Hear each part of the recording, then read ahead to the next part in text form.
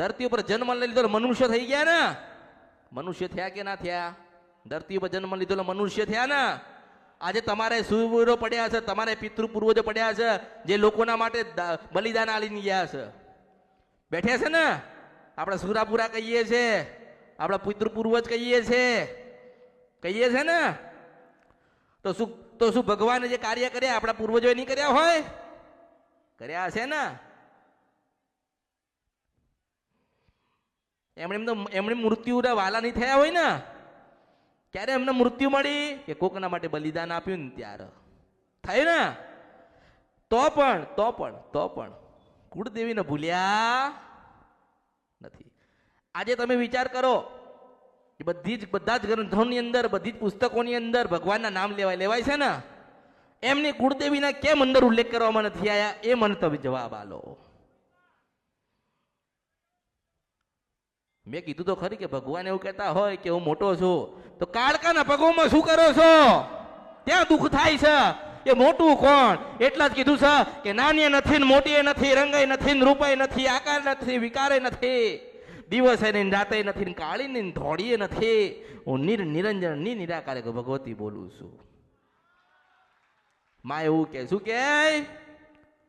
એવું કે માના વગર કોઈનો જન્મ થયો? અને મેં ગયા રવિવારે કીધું છે કે કૃષ્ણની તો 2 માં હતી. તો આપણી એક કુળદેવી તો હોવી જોઈએ ને. જો એનો 2 માનો સહારો મળ્યો તો કળિયુગમાં તમને મળ્યો છે. એ ખોડિયાને બીજી મેલડી.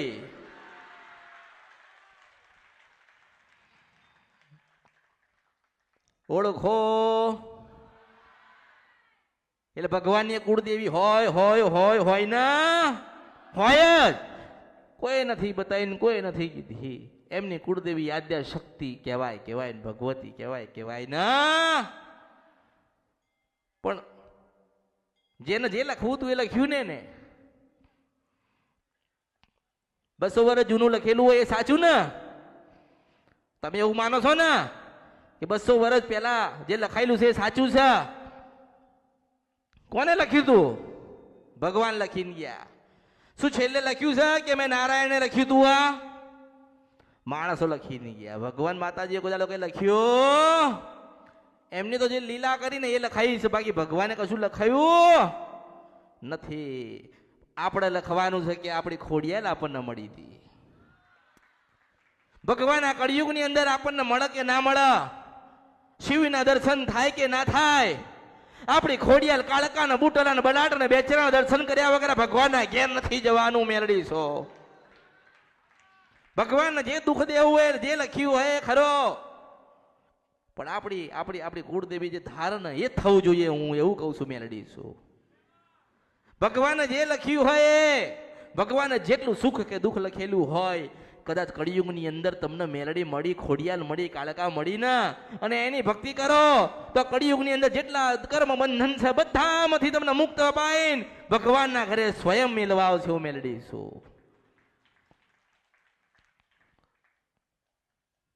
બસ તમે કુળદેવીને ભૂલી ના જતા. કોઈ જગ્યાથી કોઈ ના કામ ના થાય ને. લોકો નહીં કહેતા અમે તો 500 ભૂવા કર્યા ને 700 ભૂવા કર્યા ને, પૂજા કરાવીને, પાઠ કરાયા ને, હવન કરાવીને, કથા કરાવી, અમારું કશું ના થયું. કઈ જ કરવાની જરૂર નથી. પરિવાર સાથે 12 થી 4 નું ભજન કરો અને જીવન પરિવર્તન ના થાય. બધું મારા અવતારમાં ખોટ પડે. હું મેલડી છું આ કળિયુગમાં. અરે જેટલા લોકો એવું કે કર્મનું ભોગવવું પડે. જો કર્મનું ના ભોગવવું હોય ને તો આપણી ખોડિયાલની ભક્તિ કરજો. તમે યાદ રાખો કે એ ખોડિયાલ માં હતી ને. ખોડિયાલ કોણ હતો? માં હતી, આદ્ય શક્તિ હતી ને. અરે સ્વયં કદાચ સૂર્યને ઉભો રાખતી હોય તો તમારા દુઃખ તો કઈ નથી મને સાંભળીને જાઓ. મેળડીશો ઉભો રાખ્યો તો ને. જો સૂર્યને કહેતી હોય કે થાપી જાઓ તો તમારા દુઃખ તો ઓગાળીને પી જાય. મને ઓળખો તો જ ઓળખાય.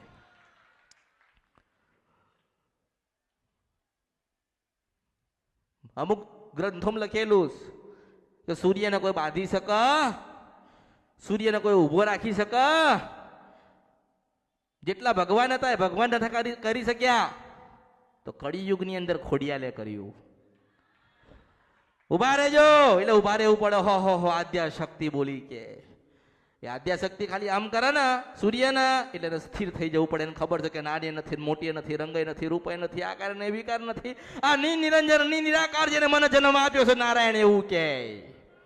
શું કે મેં કીધું ને કે રામને જન્મ લેવો હતો ને તો માની જરૂર પડી, શિવને જન્મ લેવો હોય તો માની જરૂર પડે, કૃષ્ણને તો બે માની જરૂર પડી હતી. મને ઓળખો ને તો જ ઓળખાય.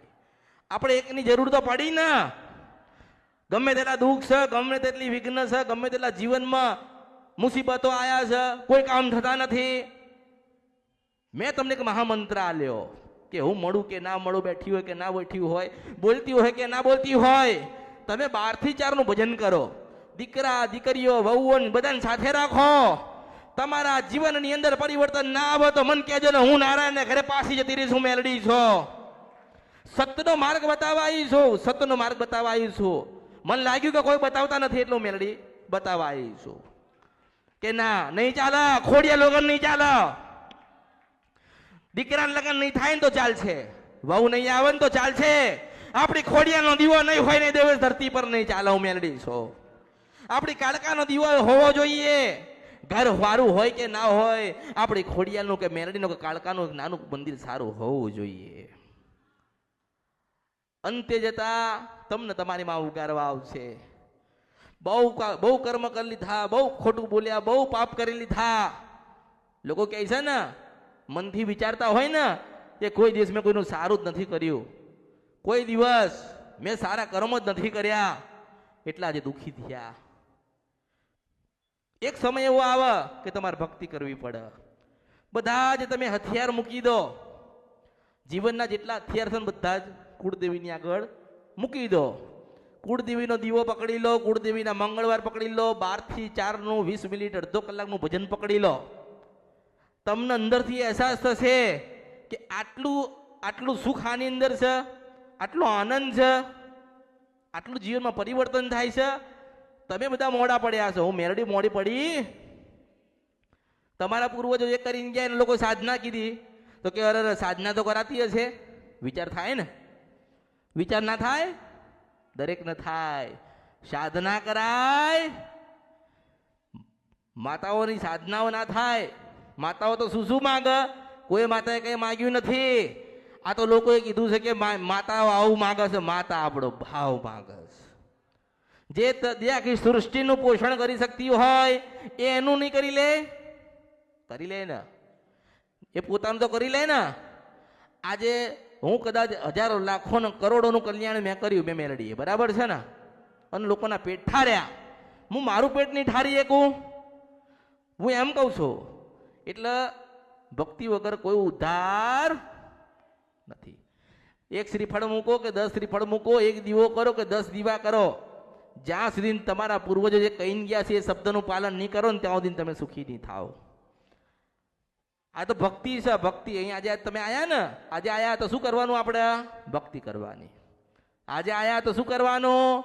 4 વાતો સારી મગજમાં બેહાડવાની, તમારા કામની હોય ને. કે હા આપણી માએ શું કીધું? આપણે એમ કહીએ દુઃખી છીએ અને આપણા કરમનું હતું, પણ ના, આપણી ખોડિયાલે માતાજીએ કીધું કે ખોડિયાલે એક સમયે સૂર્યનો ઉભો રાખ્યો તો મારું દુઃખ નહીં ઊભું રાખે. એવો વિશ્વાસ તો હોવો જોઈએ ને. ખોડિયાલનો વિશ્વાસ હતો કે મેં એને ઈશારો કર્યો છે એટલે આગો પાછો નહીં થાય. એવી રીતે તમને વિશ્વાસ હોવો જોઈએ, મેં મારી બાની ભક્તિ કરું છું, મારા જીવનમાં કોઈ દાડો દુઃખ જ નહીં આવે, હું મેળવી છું. હવે બહાર તમે કર્મ કરીને આવો અને અહીંયા રોતડા રહો, હું શું કરીશ? બન કહો, ચલો હું કરીશ શું? તમે વિચાર કરો. આજે તમે કોઈના 5 લાખ લીધા હોય ને તમે ના લો, એમાં મારો દોષ છે? તમે દુઃખી થયા એમાં હું શું કરીશ? માતાજીના મંદિરે જતા હતા, માતાજીને યાદ કરતા હતા, તોય અમારું દેવું ભરાતું નથી. અરે લેવા ગયો તાર મને કીધું તો મારી જોડી ભાઈ આલે તો મેલડી સ્વકડ યુગમાં. મને પૂછ્યું નથી. આ દેવું થઈ ગયું, બરબાદ થઈ ગયા, આડાવડા કામ કર્યા. મને હું કરવા પૂછે છે? તારી કુળદેવીને કે ને, તારી કુળદેવી જવાબ આપશે કે હારા તું મારો નહીં થયો. કુળદેવી જવાબ આપશે. જાઓ પૂછો ને. 2 મહિના 4 મહિના ભક્તિ કરી અને 50-100 વર્ષના જે કર્મ છે ધોવાયા છો. તમારા કર્મ ધોવા હોય ને તો કુળદેવીના સાનિધ્યમાં જાઓ. તમારા કર્મ સુધારવા હોય ને તો ભક્તિના માર્ગે જાઓ. કોકનું સારું કરો, કોકની આતડી ઠારો, કોકનો રોટલો ખવડાવો, કોકને પાણી પીવડાવો. આવું કરવું નથી. આ તો કે માતાજીને ત્યાં જઈશું ને તો સુખી સુખી સુખી થઈ જશે. અરે હું તને સુખી કરીશ, પણ તારા જીવનના જે હથિયાર છે તો મૂકી દે. કોક તારી પાસે 5 રૂપિયા માંગે છે તો વાયદો તો કર કે ભાઈ બે મહિને 6 મહિને કે 12 મહિને હું તમને આલી દઈશ થોડા થોડા કરીને, એવો વાયદો તો કર. પણ તું એવું કહે છે કે હું તો માતાજીના ત્યાં જાઉં છું એટલે મને કશું થશે. તમને થાય થાય થાય થાય ને. કારણ કે તમે જેના પૈસા લીધા હોય એના નાના બાળકો હશે ને, એની માતા પિતા હશે ને, એની કુળદેવી હશે ને, એના દાદા બેઠ્યા હશે ને. કોઈ નહીં હોય તો એને પરમાત્મા છે કે આ માણસ મારો આવું કરી ગયો, ભગવાન તું જોજે. એટલે ભગવાને પાછું જોવો જોવો જોવો જોવો ના. કર્મ સુધારો, ભૂલો સુધારો, સત્યના માર્ગે જાઓ, ખોટું બોલશો નહીં, સત્ય બોલો. આજે તમે દેવાદાર હોય ને દેવાદાર તો સત્ય કહો. મારી પાસે કશું જ નથી, મને મારી મેલડી ઉપર વિશ્વાસ છે કે 12 મહિને હું તને તારું લેણું પૂરું કરી દઈશ. સત્ય બોલો. તમે તો પાસે એવું કહો કે ના હું તો મેલડીના મંદિરે જાઉં છો, પ્રાર્થના કરીશ એટલે મેલડી આવશે. અરે જા, હું કાંઈ નથી આવતી, તારા કર્મ તું ભોગવી લે. એવું કહેવાનું થાય, એવું કહેવાનું થાય. કશું જ નથી મારી પાસે તમને આલવા માટે, કશું જ નથી ખાવા માટે નથી. પણ મને મારી મેલડી પર વિશ્વાસ છે કે તમારો એક એક રૂપિયો હું મહેનત કરીને મજૂરી કરીને મારી મેલડી આલશે ને. મારી મહેનત જોઈને મારી મેલડી તો મને આલશે ને. મારી મહેનત જોઈને મારી મેલડી આલશે તો રૂપિયામાંથી તમને રૂપિયો પાછો આલીશ હું. મેલડી શું કે તો મેલડી આલવા જાઉં. એવું થતું નથી. એટલે તમે દેવું કર્યું તમારે ભરવાનું. મેલડી આવશે, તમારી માતાએ ના આવે, માતાજી એ ના આવે. એ તો મગજનો વ્યાયામ છે. 1 કરોડનું દેવું છે, માતાજી ઉતાર દેશે. શું માતાજી કમાવા જાય છે? માતાજી તગારા ઉચકવા જશે? જ્યારે કર્યું તાર તો મેલડીને કીધું નહીં, ખોડિયાને કીધું નહીં, કાળકાને કીધું નહીં. વપરાઈ ગયા, બરબાદ થઈ ગયા. લોકો હેરાન કરે છે એટલે મેલડીને હેરાન કરવા આવે છે. મારે કોઈની જરૂર, હું ભલી ને મારો અમૃત ભરો. તારું કરનું દેવું તું ભર ને, હું શું કરવા ભરવા આવું? કરોડો લાખોના દેવા તમે કર્યા, તમે પૈસા વાપર્યા ને, તમે પૈસા વાપર્યા, તમે આનંદ કર્યો, દુઃખ આવ્યું એટલે અમૃત મેળવીને ગોતસ. માતાજી ક્યારે મળશે? મારે કોઈને મળવું જ નથી ને. હું ભલી ને મારો અમૃત ભલો. મારે કે જરૂર. અને મેં કીધું તો ખરી કે મેં કીધું કે જ્યારે અમૃતની સ્થાપના થશે ત્યારે સોનાના અક્ષરથી લખાશે એનું નામ. 3 વાત મેં કીધી છે કળિયુગમાં, 3 વર્ષ શીખવું છું કે સોનાના અક્ષરે એનું નામ લખેલું હશે, હું મેળવી છું. બીજું કીધું છે કે ચાંદીની તલવાર ને 1 કરોડનો મુંગટ પહેરીને ના બેહો.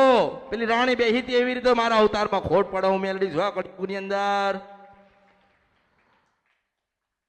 સોનાના અક્ષર જેમાં અમૃત લખેલું હોય, 1 કરોડનું મુંગટ જેને મેલડીએ પહેર્યો હોય, ચાંદીની તલવાર જેમ વિક્રમાદિત્ય બેઠો હતો.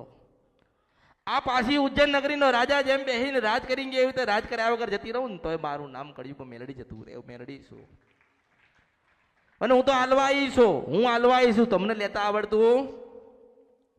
માતાજી કઈ નથી તો જા, તને આલ્યું, તને ખાતા ના આવડ્યું, હું શું કરીશ? હું તો દાતાર છું. હું દાતાર મેલડી છું. ખોબો ભરી ભરી આલું છું. ધીરજ રહેતી. વધારે પૈસા આવે ને તોય છલકાઈ જાય, અને ભિખારી થઈ જાય ને તોય ઠોબેઈ જાય. હું મેલડી શું કરું છું? પેલા ગરીબ બનીને આવ્યા હતા ને, પેલા ગરીબ બનીને આવ્યા હતા.